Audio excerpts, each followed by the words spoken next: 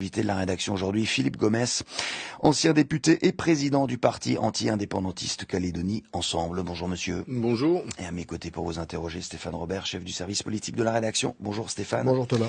Peut-être pour commencer, cette semaine a donc été désigné un nouveau ministre des Outre-mer, François-Noël Buffet. Comment avez-vous accueilli cette nomination ?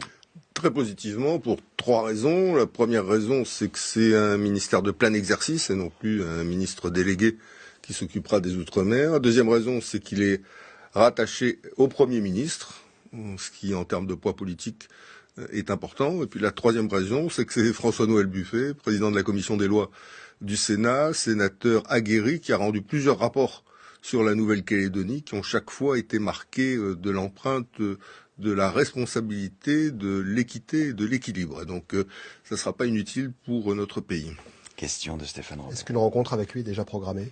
Elle est demandée. Vous savez que la passation de pouvoir a eu lieu hier. Il a reçu la lettre hier après-midi.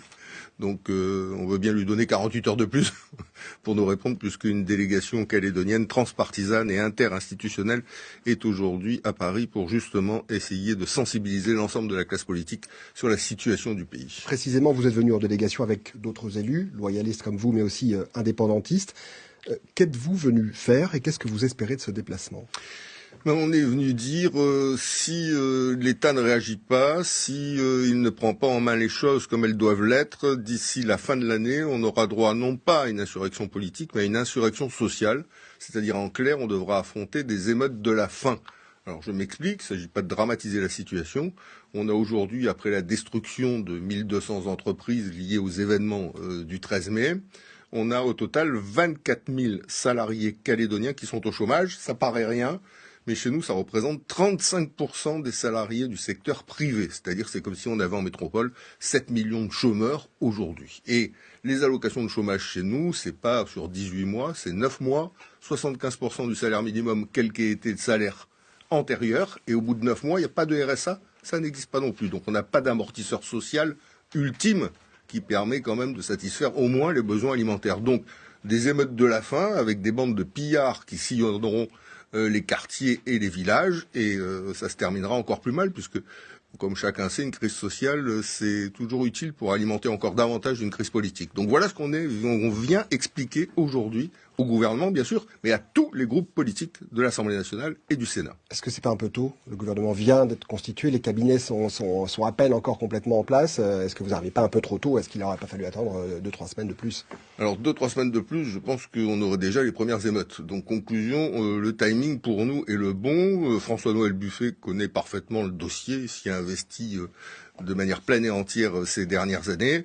On n'est pas en situation d'attente. On a aujourd'hui la capacité à payer les chômeurs jusqu'au mois d'octobre. L'État agit au coup par coup et la visibilité, elle porte sur un mois. Nous, ce qu'on demande, c'est un plan quinquennal sur les 5 prochaines années qui permettra d'une part de soutenir les collectivités, puisque les pertes de recettes fiscales et sociales sont monstrueuses, 20, 30, 40%.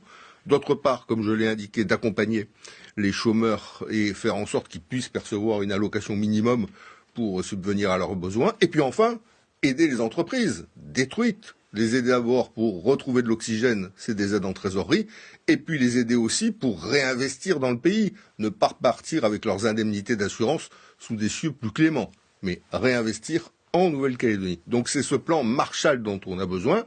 C'est pas une nouveauté, on vient pas en inventant quelque chose.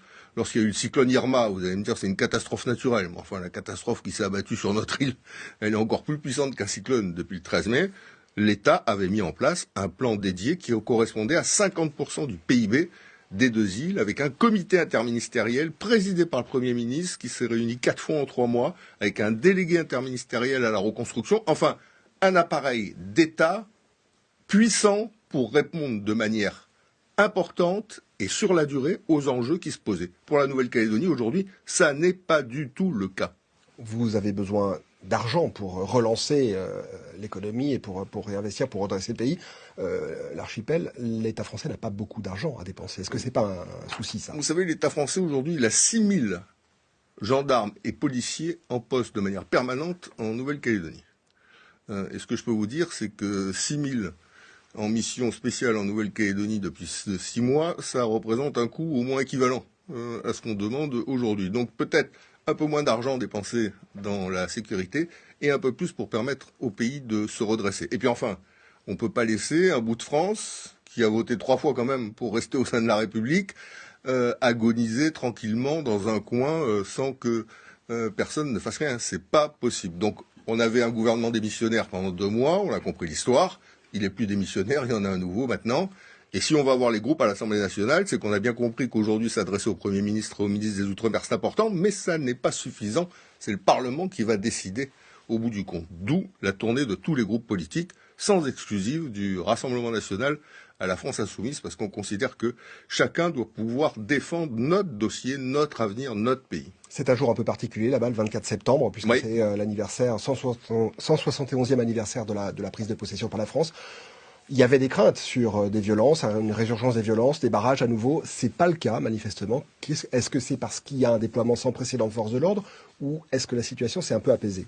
En quelques mots, s'il vous plaît. La situation s'est un peu apaisée. Le FLNKS a donné un mot d'ordre qui s'appelle celui de la désescalade. Et donc on assiste progressivement à des actes qui troublent l'ordre public, mais qui sont beaucoup moins nombreux qu'ils ne l'étaient auparavant. L'importance des forces de l'ordre en place explique bien sûr la situation aussi. Et puis enfin, il y a un couvre-feu qui, comme cela a été rappelé, contribue également à faire en sorte que la sécurité soit mieux assurée qu'elle ne l'a été jusqu'alors. Merci Philippe Merci à vous. Gomez, président, je le rappelle, du parti anti-indépendantiste Calédonie Ensemble, d'avoir répondu à notre invitation. Merci également à vous, Stéphane Robert, ainsi qu'à Aloïs Guérin pour la préparation.